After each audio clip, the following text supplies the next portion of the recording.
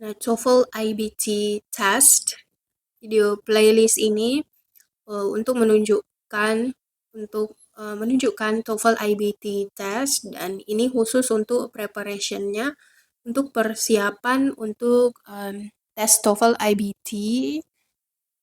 Dan di sini kan ada beberapa skill yang diujikan di TOEFL IBT, yaitu ada reading, listening, speaking, and writing. Nah, khusus untuk playlist ini, kita akan membahas tentang writing. Writing pun itu ada 2 task. Nah, task pertama ada writing, menjawab pertanyaan. Terus writing task kedua itu di Juli 2023, TOEFL IBT membuat format baru untuk task kedua di writingnya.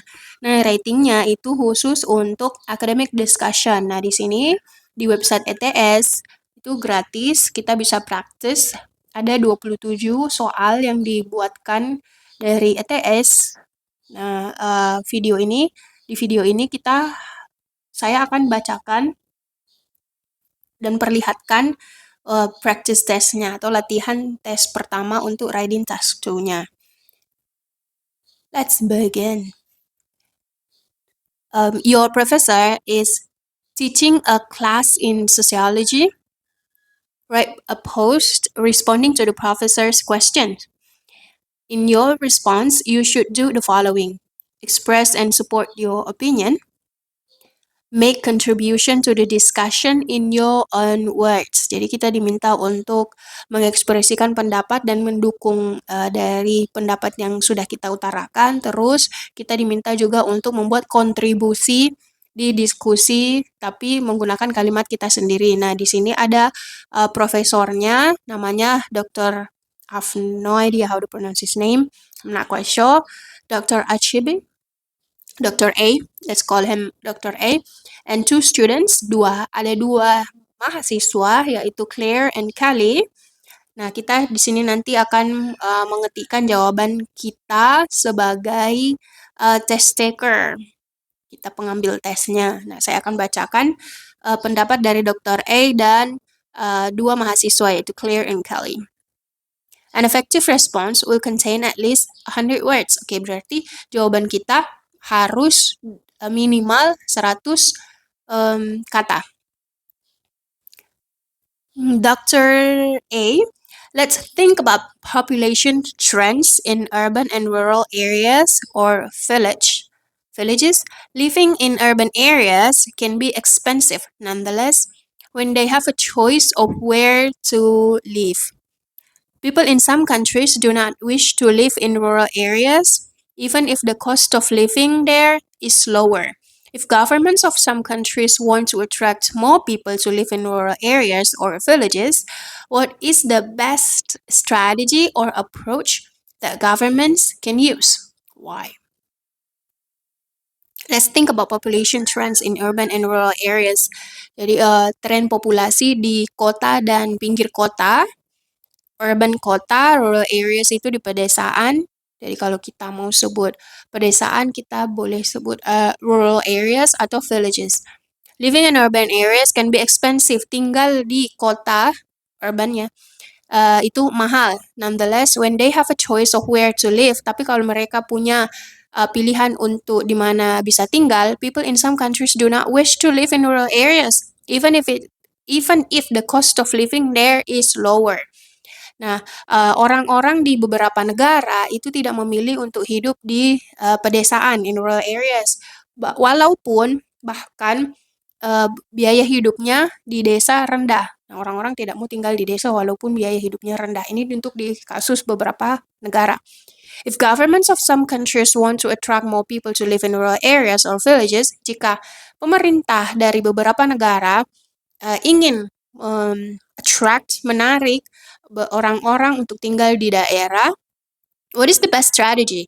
Strategi terbaik apa atau pendekatan terbaik apa, approach that government can use, yang pemerintah bisa pakai. Kenapa? Nah, Claire menjawab, I would live in rural area if the government gave more financial help to farmers. Kita baca dulu full. Although it may cost very little to live in a rural area, it costs a lot to begin a career in agriculture. If I had financial help, I would start my own farm and be happy to live in rural area. Jadi katanya Claire, I would live in rural area. Saya akan tinggal di pedesaan jika pemerintah memberikan dukungan keuangan lebih ke petani. Di sini grammarnya dia pakai would, terus dipasangkan dengan past, gave. Jadi ini sesuatu yang tidak terjadi.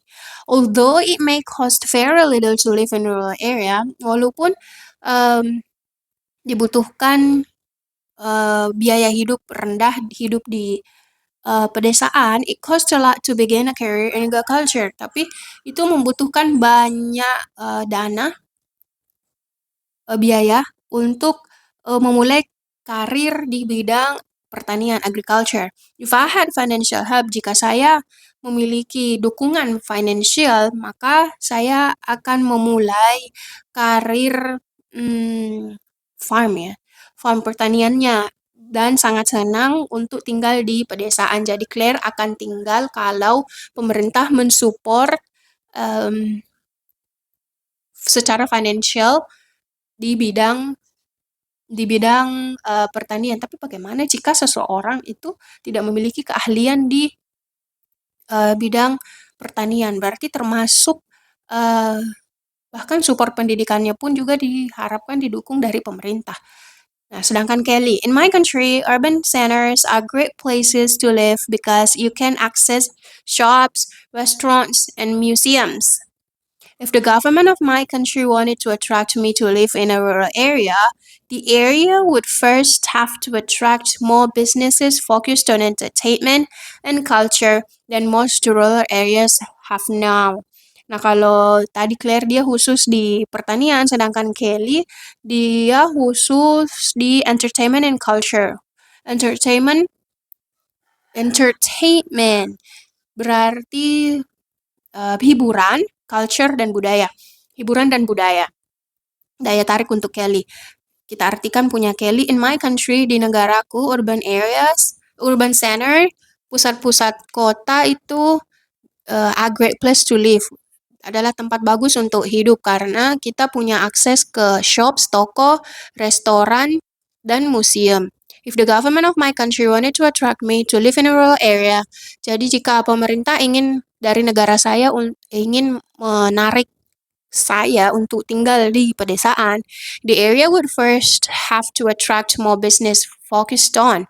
Jadi daerah itu terlebih dahulu harusnya menarik bisnis-bisnis yang fokus di entertainment, hiburan dan budaya yang sekarang itu hiburan dan budaya ini ada banyak di dan most rural areas. Culture dan most rural areas have now. Berarti yang sekarang di rural area. Oke. Berarti di sini ada perbedaan pendapat, perbedaan sudut pandang. Nah, di kita test taker itu bagaimana? The best strategy dan approach-nya yang bagaimana yang supaya kita bisa pindah dari urban area ke rural area, dari kota ke desa. Dari kebijakan mungkin ya, kebijakan pendidikan seperti misal bagi jurusan tertentu seperti PPG atau pegawai-pegawainya aturan-aturan seperti PNS itu kebijakannya misal dipindahkan ke rural area, tapi support finansialnya seperti dari dinyatakan Claire harus ada. Jadi orang mendapatkan tambahan dana bagi orang yang memilih tinggal di daerah rural area. Selain itu, jadi kita mungkin bisa tambahkan pendapat kita, tapi menyebutkan Claire dan Kelly juga pendapatnya membandingkan itu kebijakan. Kata kuncinya pemerintah buat kebijakan, tapi dukungan finansial memang juga ada.